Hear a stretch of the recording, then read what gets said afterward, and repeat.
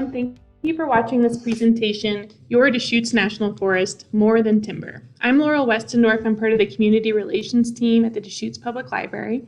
Every month we explore a theme through our programming, and this month's theme is timber.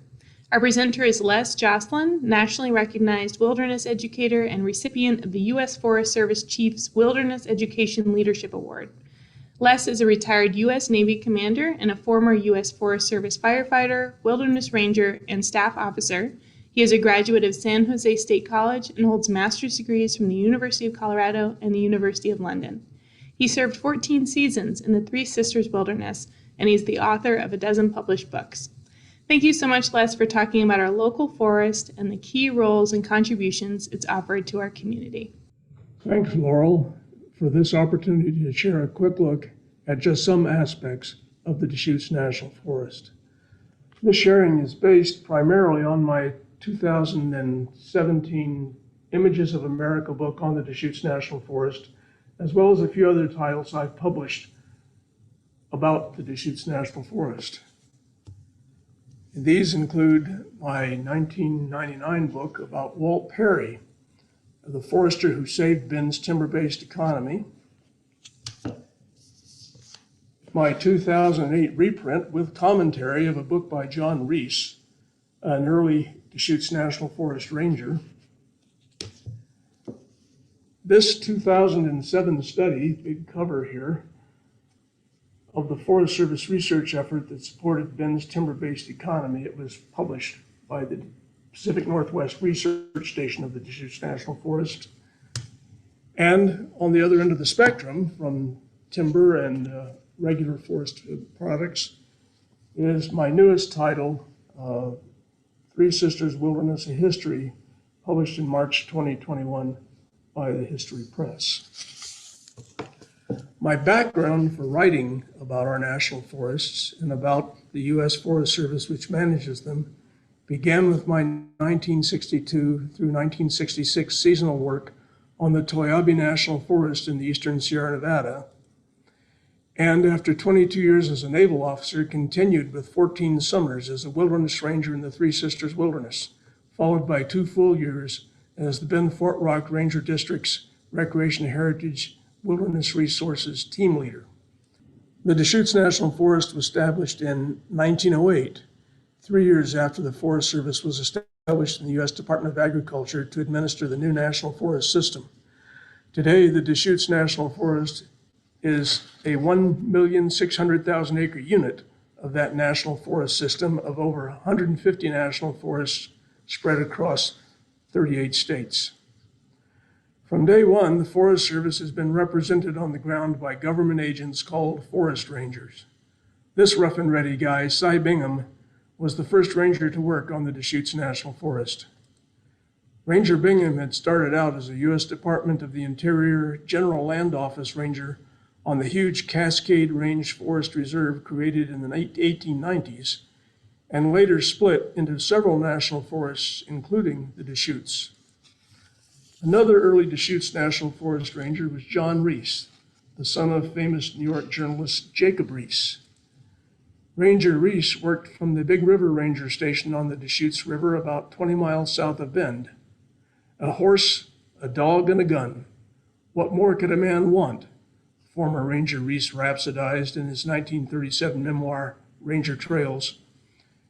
A wife, it soon turned out.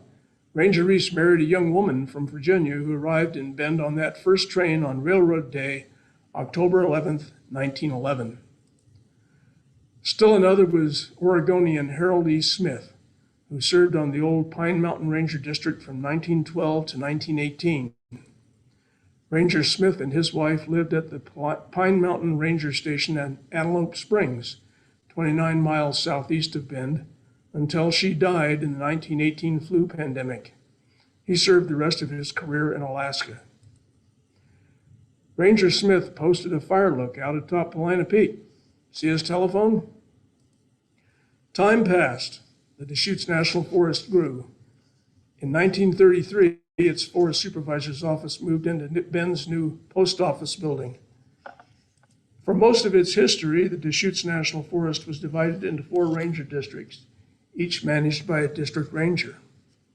In 1943, Forest Supervisor Ralph Crawford, third from the left in this picture, met with his 4 district rangers and his fire control officer at Skyliner Lodge. They were, from left to right, Henry Tonseth, who settled a rangering record by serving as Fort Rock District Ranger for 35 years, from 1934 to 1969. Harold Nyberg, who was the Sisters District Ranger. Homer Oft of the Crescent Ranger District.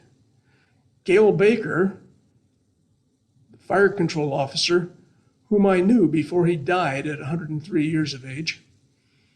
And Joe Lammy, Bend Ranger District.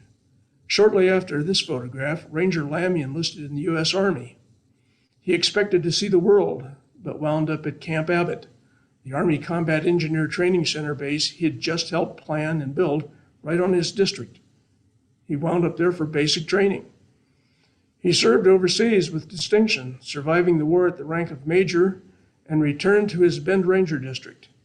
He later earned a PhD, served with the United Nations in Geneva, and became a forestry professor in North Carolina. His is an amazing story. The Deschutes National Forest headquarters moved from Bend's post office building to this new office building in 1968. It housed the forest supervisor and his Bend and Fort Rock District Rangers and their staffs until 1983. The building then became a small shopping center. The part just off the picture to the right recently became world famous for housing the world's last blockbuster video store. In 1980, the Deschutes National Forest 4 district rangers were, from left to right, George Chesley of the Fort Rock District, Jeff Blackwood of the Sisters District, Ted Lewis of the Crescent District, and Walt Schloer of the Bend District, until it and the Fort Rock District combined as the Bend Fort Rock Ranger District, which Ranger Schloer led until he retired. Pretty male-intensive outfit, right? Well, times have changed. More recently, the Deschutes National Forest has had 3 women, Sally Collins, Leslie Weldon, and now Holly Jukes, as forest supervisors, as well as several female district rangers. Now, what did all these people do over these more than 100 years? And what do they still do? What they do is the on-the-ground work of protecting and managing the natural resources of the Deschutes National Forest as prescribed by law. Let's take a very quick look at these jobs.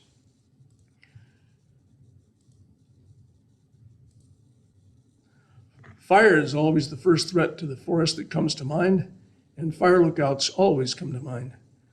One of the earlier lookouts was Lava Butte Lookout, built in 1931. Early detection of wildfires for rapid suppression was their job. At one time, the Deschutes National Forest had as many as 30 lookouts. Now, about 5 or 6 supplement new high-tech detection systems. Firefighters were posted throughout the Deschutes National Forest at guard stations. Here's the Fall River Guard Station, about 25 miles southwest of Bend. During the Great Depression of the 1930s, a civilian Conservation Corps crew was based there every summer. Fighting fires is hot, hard, and dangerous work. Here's a civilian Conservation Corps firefighter mopping up the Moss Butte fire in 1936. Modern wildland firefighters are better dressed and better equipped for the job. Here's my daughter Wendy, a forester and fire ecologist, while she served on the elite Redmond Interagency Hotshot crew in 2007. Once largely a male domain, women are now involved in every aspect of Forest Service work, including rugged and sometimes dangerous firefighting. When we think of the natural resources the Forest Service manages on the Deschutes National Forest, the first to come to mind is timber. Timber is what it was all about in the early days of Bend and other Central Oregon settlements, surrounded as they were by huge forests of virgin ponderosa pine. Cutting and milling this timber into lumber was big time in early Central Oregon, especially after 1916, when both the Shevlin, Hickson, and Brooks Scanlon mills opened in Bend. Both of these companies transported logs from their private timberlands via their own logging railroads to their mills in Bend. On arrival, the logs were offloaded onto riverside log decks and eventually floated downriver to the log pond shared by the two mills. It was Brooks Scanlon Company pond monkey, Dan McLennan's job to herd his company's logs to the log pond for their date with the saw. By the early 1920s, Central Oregon's private timberlands had been cut over. Bend's sawmills were out of logs. Bend's timber economy was in big trouble. Bend's mill operators asked the Deschutes National Forest for saw logs, and Uncle Sam came to the rescue with a deal to keep Bend's mills in business. Congress passed the General Exchange Act of 1912. This act allowed timber companies to exchange ownership of their cutover lands for right to buy and cut national forest timber under Forest Service supervision. In 1925, this man, Walt Perry, was transferred from the Carson National Forest in New Mexico to the Deschutes National Forest to make that happen. He was an experienced ponderosa pine timber manager. Long story short, Walt Perry saved Bend's timber-based economy. With the help of his descendants, I edited and published Walt Perry's life story in 1999. It sold well and remains available. Under that General Exchange Act, those cut over private timberlands were added to the Deschutes National Forest. This increased its size by nearly 500,000 acres. Here, a Forest Service forester contemplates the big job of replanting cutover lands in the Lava Butte area south of Bend. And here, in 1940, District Ranger Joe Lamy on the left and Forester Les McPherson on the right led a group of Bend High School students on a reforestation project along the old Dalles, California highway south of Bend. The job was to plant ponderosa pine seedlings on those formerly private cutover lands by then added to the Deschutes National Forest under that General Exchange Act. Ranger Lamy and Robert Hudson, president of the Bend High School Junior Sportsman's Club, watched Forester McPherson demonstrate the proper planting of a ponderosa pine seedling. 4 years later, in 1944, Deschutes National Forest Supervisor Ralph Crawford inspected the ponderosa pine trees planted by the Bend High School students, some of those young men by then serving in World War II. Today, 3/4 of a century later, as you drive south of Bend along US Highway 97, you drive through the restored forest that now clothes those cut over, formerly private timberlands. Good forest management is based on knowledge of forests and how they grow. That knowledge is gained through scientific research, such as that done at the Pringle Falls Experimental Forest, established on the Deschutes National Forest in 1931. And later at the Bend Silviculture Laboratory on Aubrey Butte until it was closed in 1996. I wrote the history of that effort, which I called Ponderosa Promise, on behalf of the Pacific Northwest Research Station, which published it in 2007. For 65 years, a handful of brilliant Forest Service scientists shared the results of their research with agency and industry foresters at the Pringle Falls Experimental Forest and in the field as ponderosa pine silviculturist Jim Barrett did here. But the Deschutes National Forest story is not just about timber. Still an important product, still managed with forest health in mind. There are other things going on the Deschutes National Forest. Let's move on to the other Deschutes National Forest resources: water, forage, wildlife, and recreation, and also some special places and purposes within the National Forest. Water for domestic, industrial, and agricultural uses is arguably the most precious Deschutes National Forest resource. This water comes from the winter snowpacks in the Cascades that melt to fill irrigation canals, such as Crater Ditch below Broken Top, a part of the Tumalo Irrigation District system. and Wickiup Reservoir on the Deschutes River that holds up to 200,000 acre-feet of water, which irrigates 60,000 acres of farmland in Jefferson County. Watershed managers and consumers need to know how much water the watersheds produce to plan for its annual distribution and use. For decades, U.S. Forest Service and other federal and state officials have gathered that information during snow surveys now coordinated by the U.S. Department of Agriculture's Natural Resource Conservation Service. Wool and beef became important Oregon products in the 1860s, and much of it was grown east of the Cascades. The first challenge the new U.S. Forest Service faced in the early days of the Deschutes National Forest involved not timber and water resources, but grazing resources that were exploited long before the National Forest was established. Thousands of sheep grazed the lush high meadows of the Deschutes National Forest during the summers. These sheep grazed Sparks Lake Meadow about 25 miles west of Bend near Bachelor Butte. Cattle later grazed the Sparks Meadow allotment until the early 1990s. Forest Service range managers had to make sure grazing livestock didn't exceed the carrying capacity of these National Forest rangelands. Grazing on Deschutes National Forest ranges fluctuated with the economy and the markets. Grazing on the National Forest continues, but at much lower intensity. Fish and wildlife depend on the National Forest for habitat.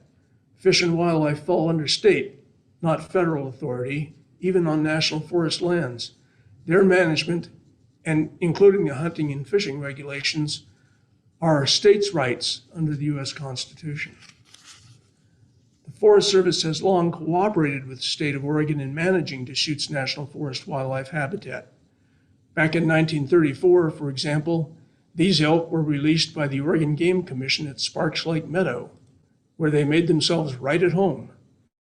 And way back in January 1919, some 350,000 eastern brook trout eggs were gathered at Elk Lake on the Deschutes National Forest and transported to a state fish hatchery.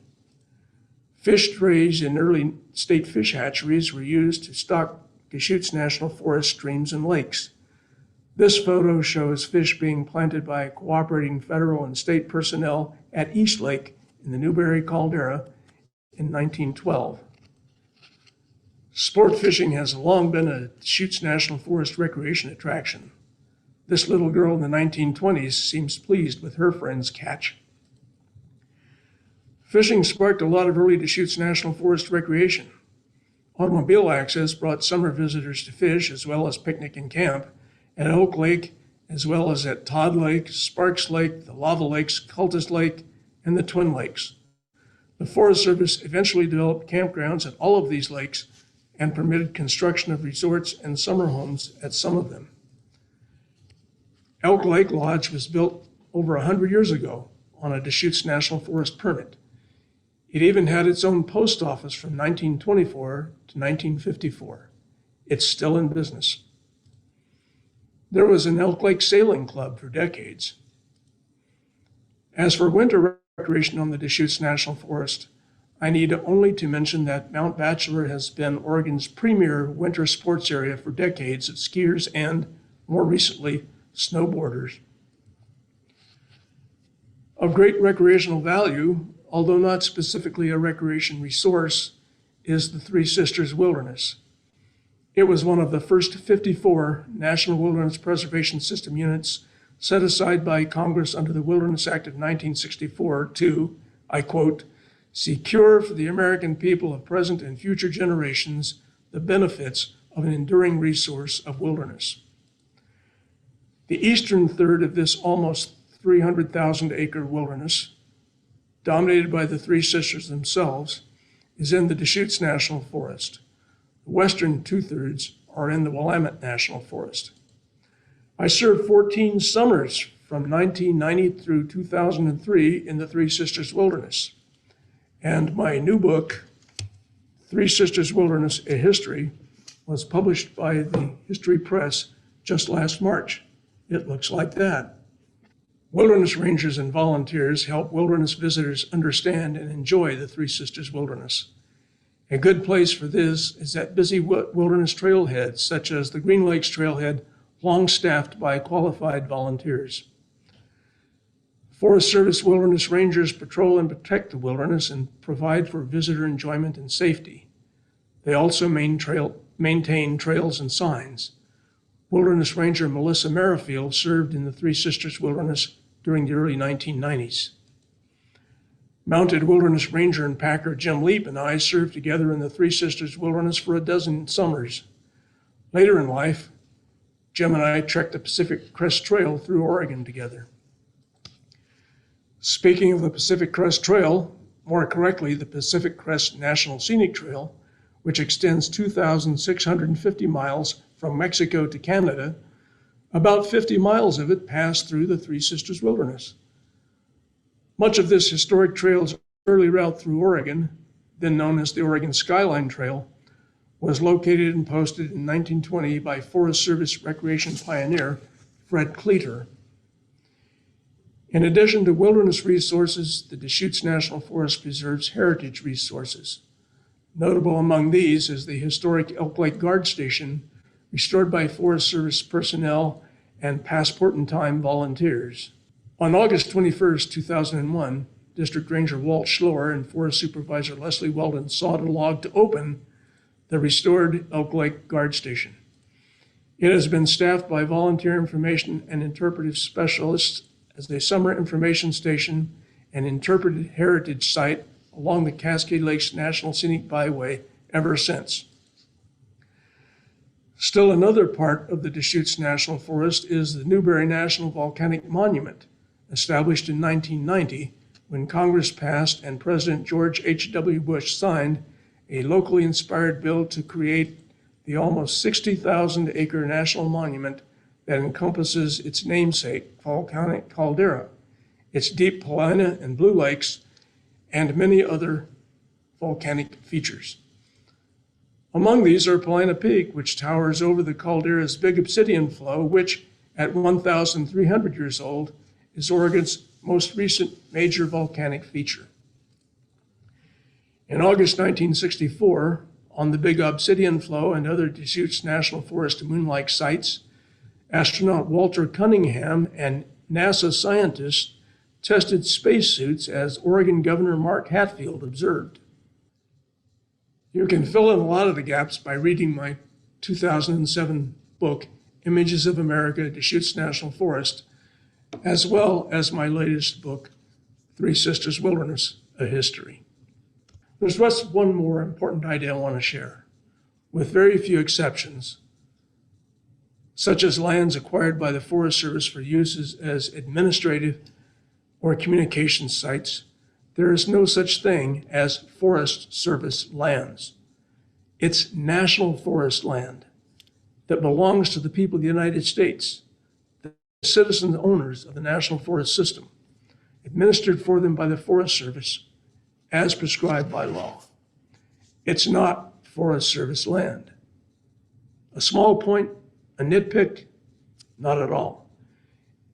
It's an all-important distinction that informs, or should inform, the perceptions and thus the operational realities of the politicians, the public servants, and the publics they serve, of their respective roles, responsibilities, and prerogatives vis-a-vis the national forests and each other. Thank you.